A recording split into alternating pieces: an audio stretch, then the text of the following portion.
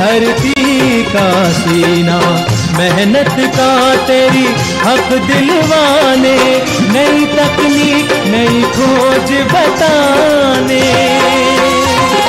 पशुधन को गुणवान बनाना, पौध सुरक्षा को सिखलाना, खेती के सब गुर समझाने, भारत का सरताज बनाने, आठों पहर है संग तुम्हारे अन्नदाता, अन्नदाता। नमस्कार, मैं हूं शुभ मिश्रा और आप सभी दर्शकों का अन्नदाता कार्यक्रम में स्वागत करती हूं। हमारे देश का किसान जन का पोषक है, वह श्रम का देवता है, अन्नदाता है और उसमें ही भारत की आत्मा निवास करती है। ऐसे ही किसानों की प्रगति के लिए हम खेती बाड़ी से जुड़ी हुई बहुत सी नई लाभकारी जानकारियां हर रोज सुबह लेकर आते हैं। तो चलिए कार्यक्रम शुरू करने से पहले देखते हैं क्या है आज अन्नदाता में। बारिश के मौसम में बकरियों का कैसे करें बीमारियों से बचाव।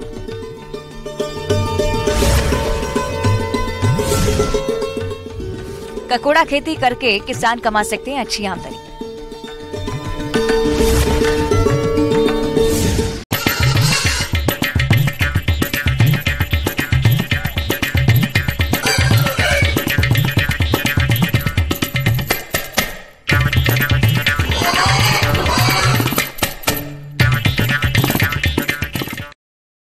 बारिश के मौसम में अक्सर पशुपालकों को कई समस्याओं का सामना करना पड़ता है, जिसमें पशुओं को बीमारियों से बचाना प्रमुख है। अगर बकरी पालन की बात करें तो इस मौसम में बकरियां कई संक्रामक रोगों की चपेट में आ सकती हैं। अगर सही तरीके से इनकी देखरेख की जाए तो पशुपालक इस प्रकार की समस्या से बच सकते हैं। देखिए खास रिपोर्ट।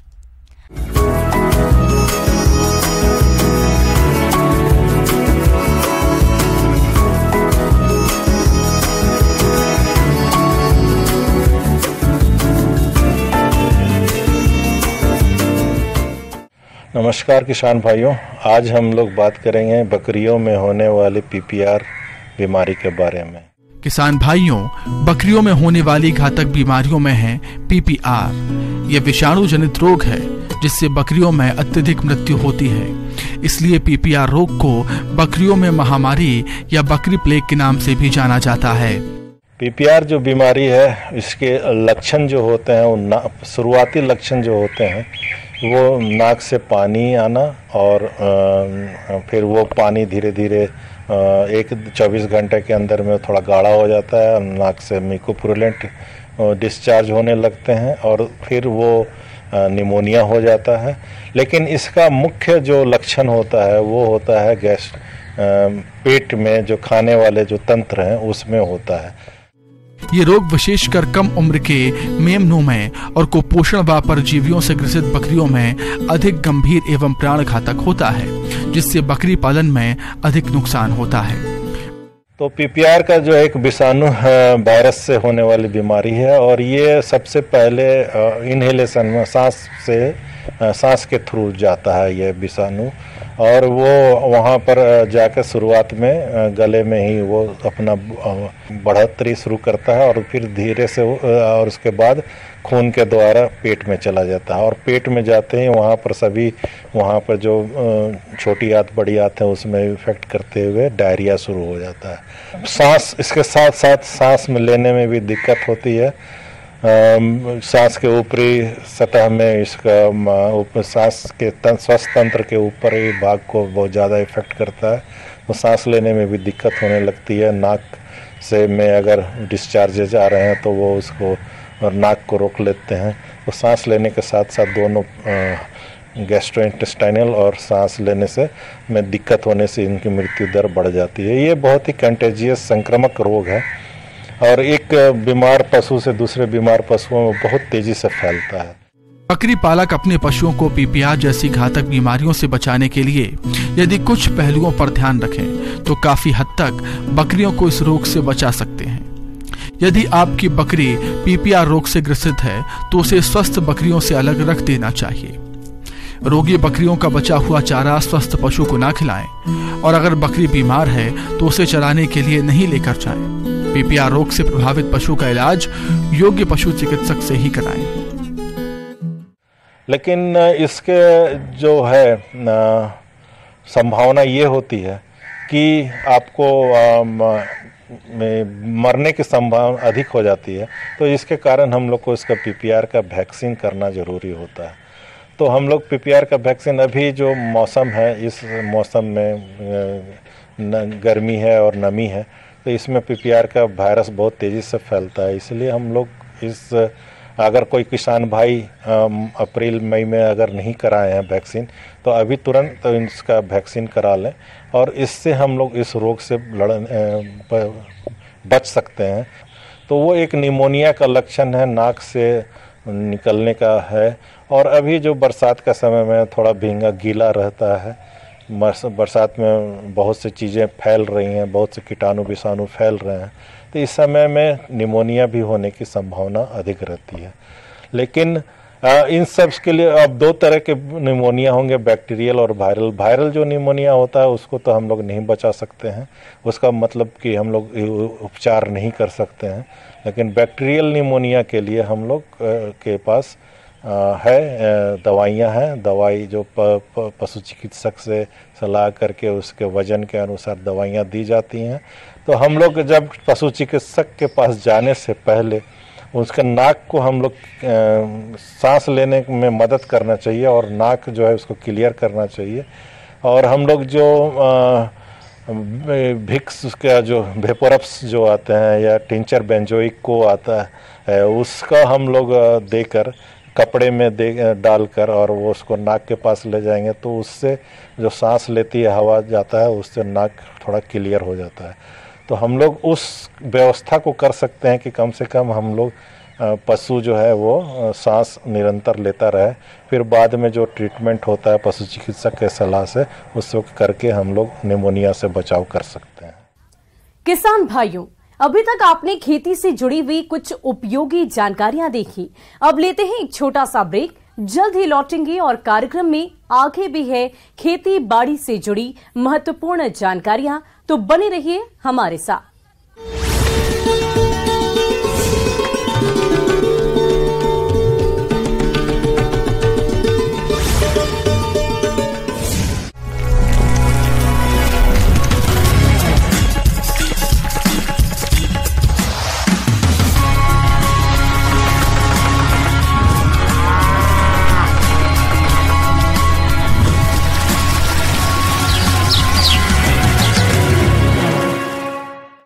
और ब्रेक के बाद आप सभी दर्शकों का अन्नदाता में स्वागत है। चलिए अब रुक करते हैं अगली कड़ी की ओर।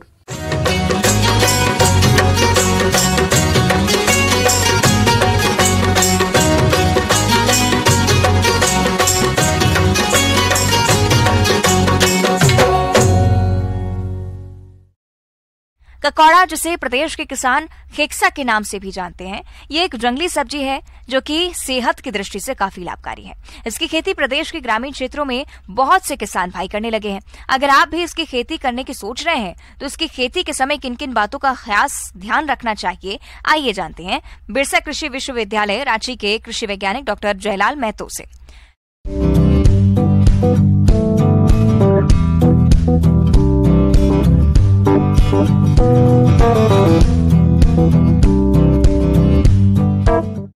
किसान भाई नमस्कार।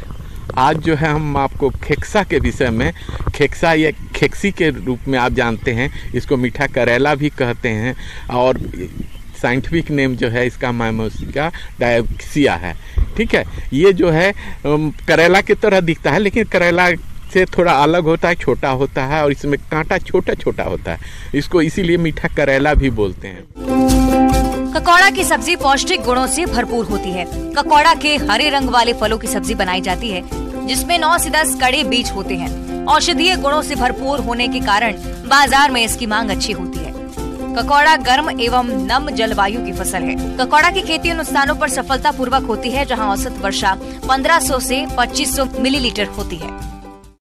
अब आइए कि इसके खेत की तैयारी। हालांकि खेत की तैयारी जो है आप मई से ही आप चाहें तो उस समय धूप अच्छा रहता है, जिसमें कि आप खेत को गड्ढा बना लें। गड्ढा बनाने के लिए जो 1 फीट जो है चौड़ा रखते हैं, 1 फीट लंबा और 1 फीट गड्ढा बनाते हैं। उसका पूरा मिट्टी को निकाल के बाहर डाल देते हैं।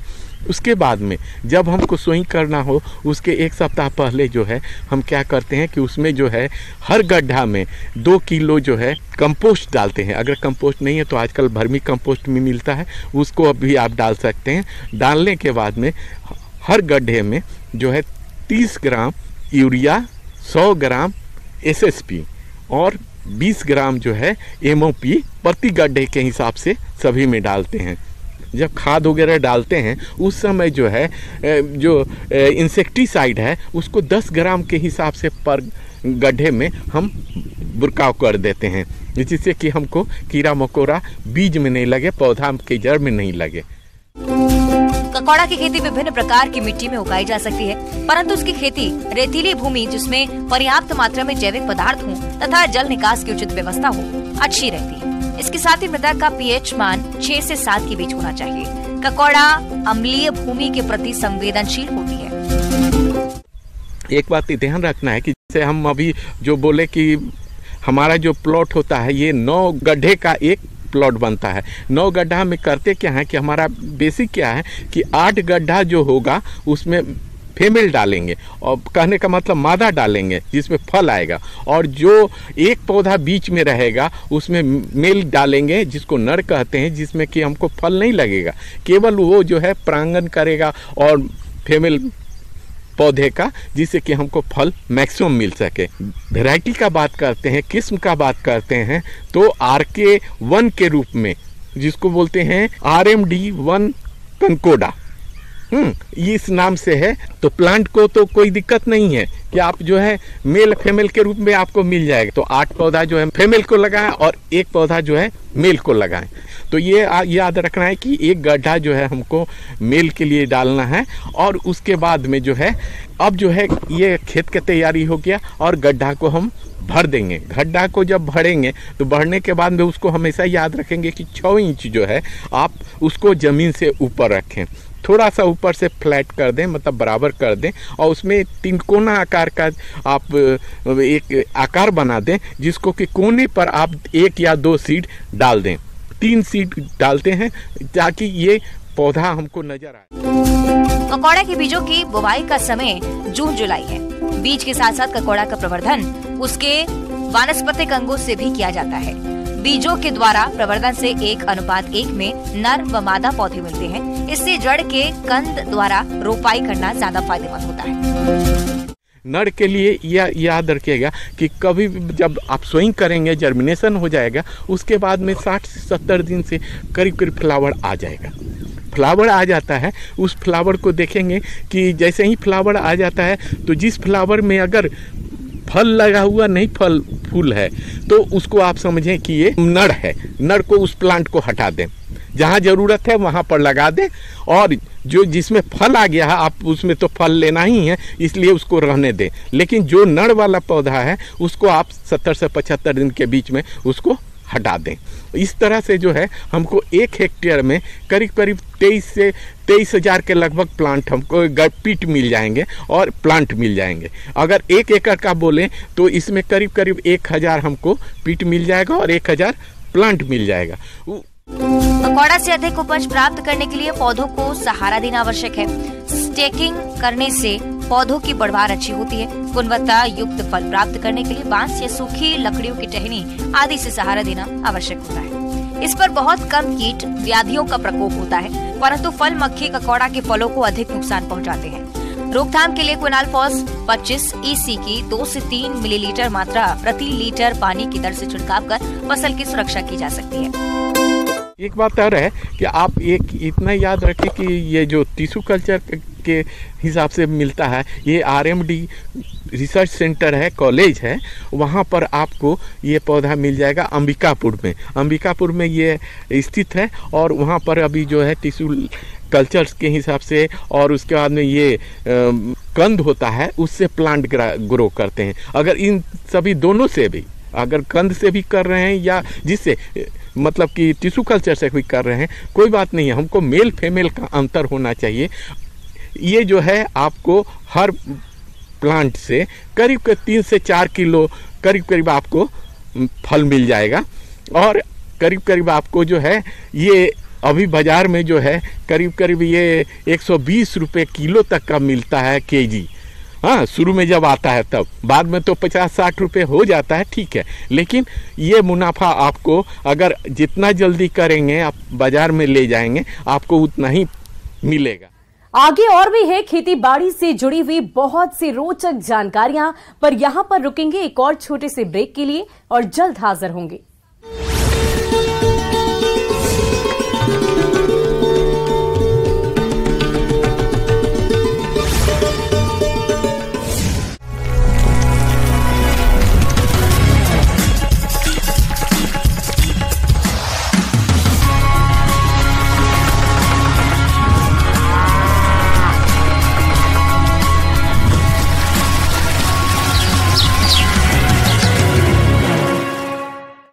और ब्रेक के बाद एक बार फिर से आप सभी दर्शकों का अन्नदाता कार्यक्रम में स्वागत है। बढ़ते हैं अगली प्रस्तुति की ओर।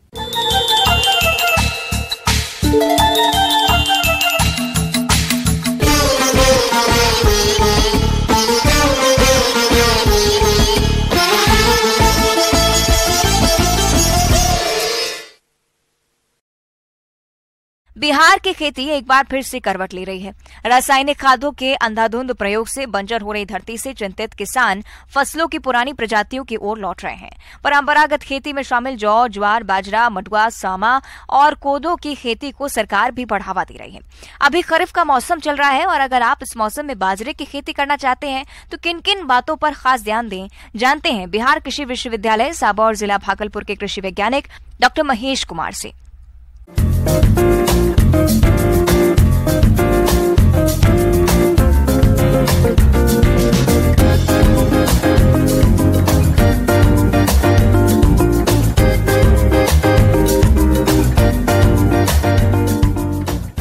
आज दिन पर दिन हमारे मौसम में परिवर्तन होता जा रहा है, तापमान बढ़ता जा रहा है, पानी की कमी होती जा रही है। ऐसी अवस्था में जो हमारा धान, गेहूं और मक्का का जो रकबा है वो धीरे धीरे घटते चला जा रहा है।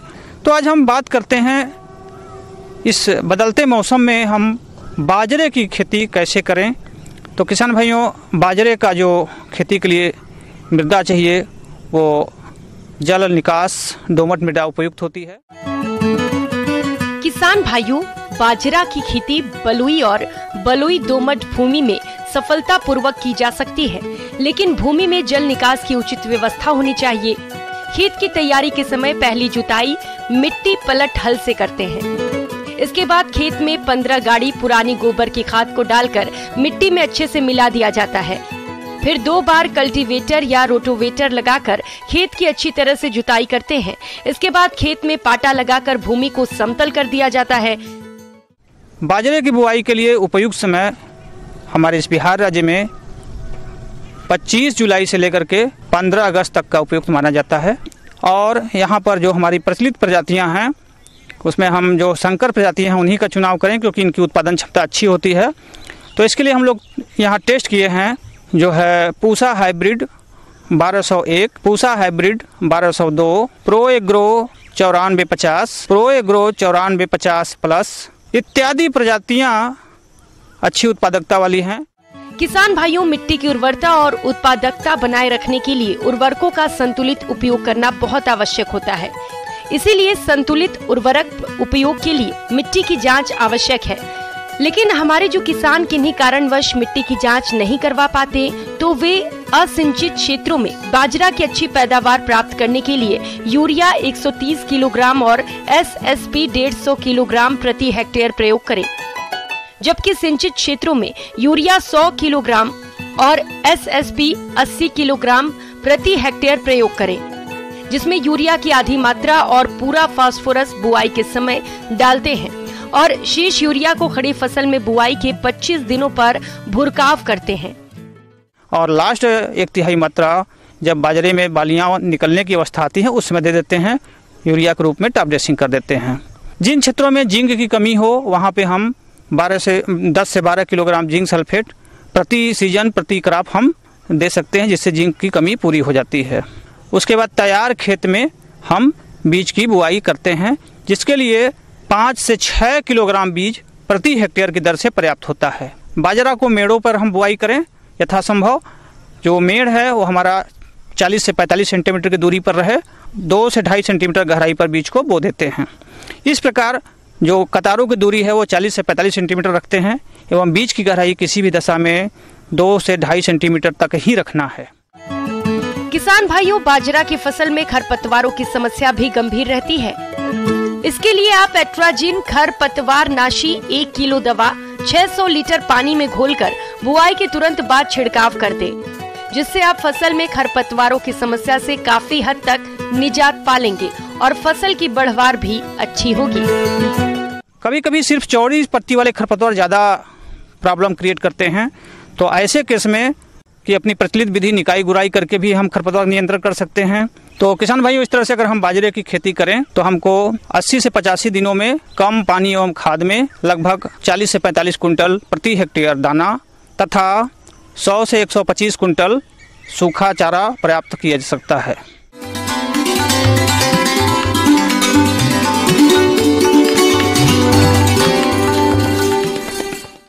अन्नदाता हेल्पलाइन निशुल्क फोन संपर्क सेवा के माध्यम से आपके द्वारा पूछे गए प्रश्नों में से 1 या 2 महत्वपूर्ण प्रश्न को हम अपने कार्यक्रम में शामिल करते हैं और इसी के तहत आज किसान का सवाल और उसका जवाब कुछ इस प्रकार है।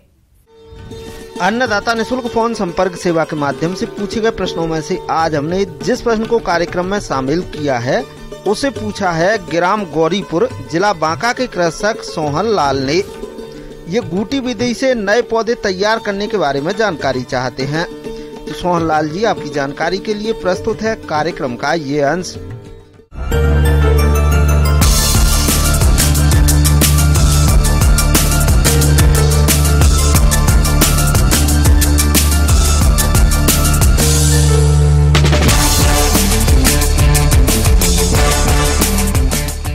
किसान भाई, आज हम लोग बात करेंगे अमरूद का पौधा का प्रवर्धन कैसे करना है। तो अमरूद का पौधा हम बहुत आसान तरीका से गुट्टी विधि से तैयार कर सकते हैं।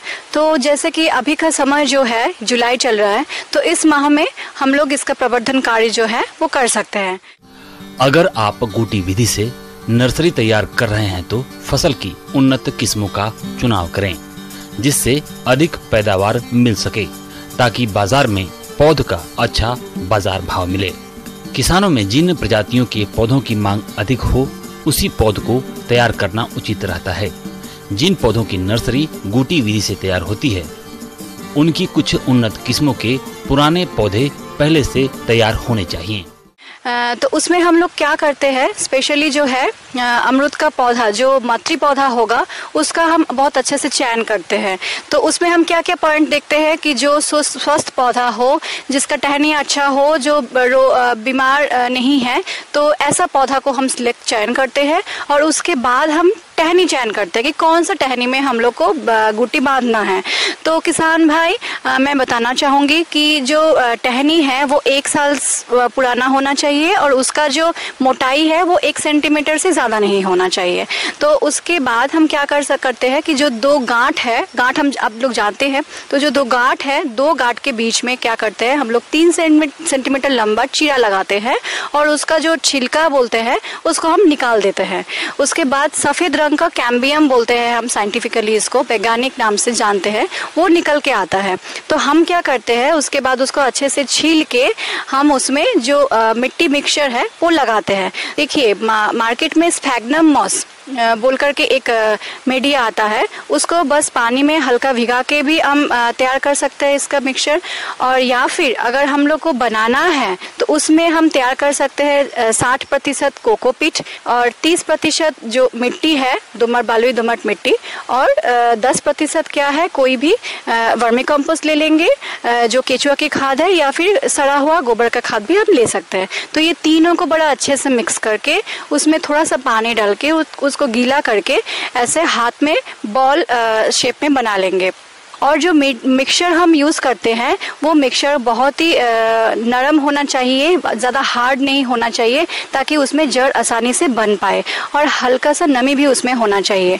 और जब हम पूरा उसको मिक्सचर को वहाँ पे लगाने के बाद जब पॉलीथीन शीट उसमें लगाएंगे तो बहुत अच्छे से टाइट बांधना है, इसलिए ताकि बाहर का बारिश का पानी या फिर कोई भी पानी उसके अंदर ना जाए, क्योंकि अंदर जाने के बाद क्या होगा, वो सड़ जाएगा, उसमें जड़ नहीं बनेगा।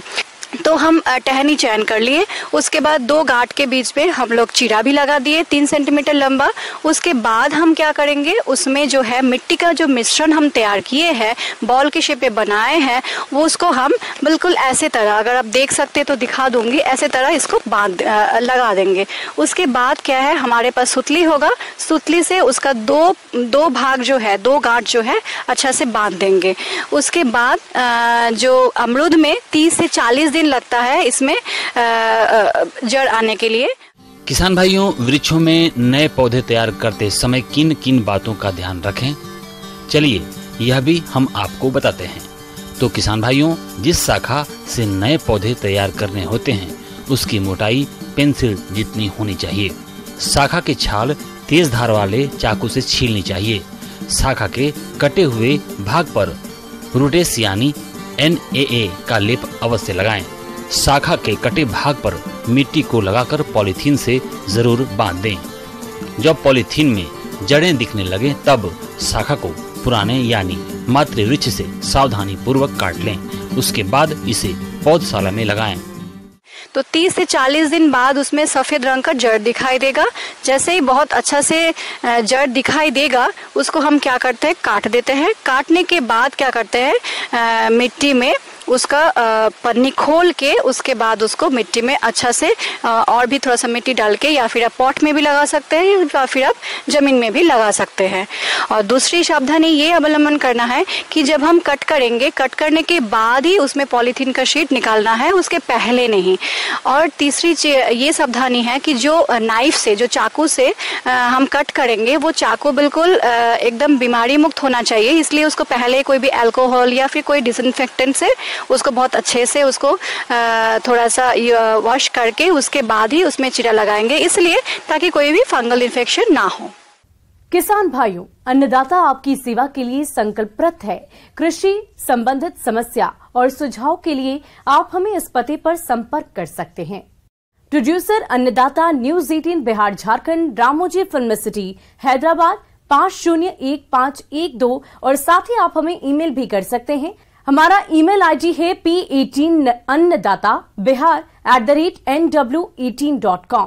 इसके अतिरिक्त आप हमें निःशुल्क हेल्पलाइन नंबर 180088921663 पर सोमवार से लेकर शनिवार सुबह 10 बजे से शाम 4 बजे के बीच संपर्क कर सकते हैं। किसान भाइयों, अब समय हो रहा है आपसे विदा लेने का, तो हमारी अन्नदाता टीम को दीजिए इजाजत। कल फिर आपसे मुलाकात होगी कृषि संबंधित कुछ और महत्वपूर्ण जानकारियों के साथ। नमस्कार।